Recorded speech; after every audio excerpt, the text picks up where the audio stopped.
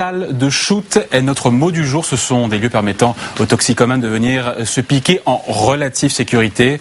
Aucune salle d'injection n'existe pour le moment en France, mais leur mise en place c'est à l'étude en région parisienne. Des lieux qui ne font pas l'unanimité. Le gouvernement y est farouchement opposé.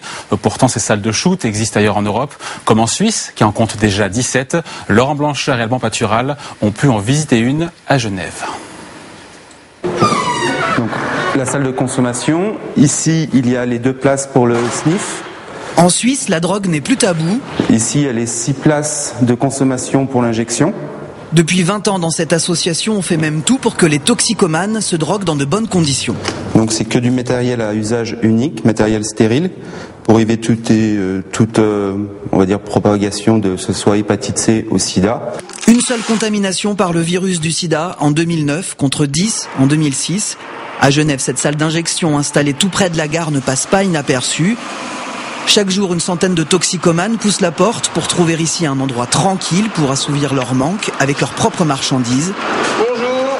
Comme ce jeune Français qui franchit ce matin encore la frontière.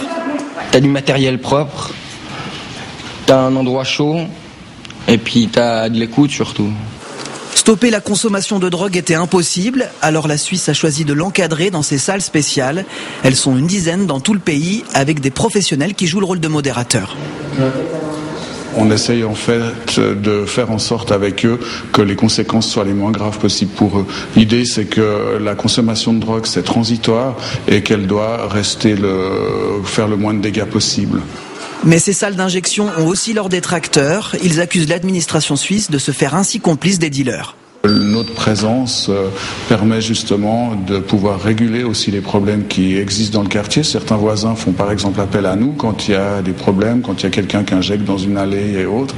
Donc on est plus un élément régulateur qu'un élément qui va augmenter le trafic. 74% des Genevois soutiennent cette politique de prévention de la drogue. Et la Suisse aujourd'hui va encore plus loin dans son encadrement de l'addiction. L'hôpital universitaire de Genève, par exemple, prescrit des doses d'héroïne à titre curatif à une 50aine de consommateurs dépendants de cette drogue.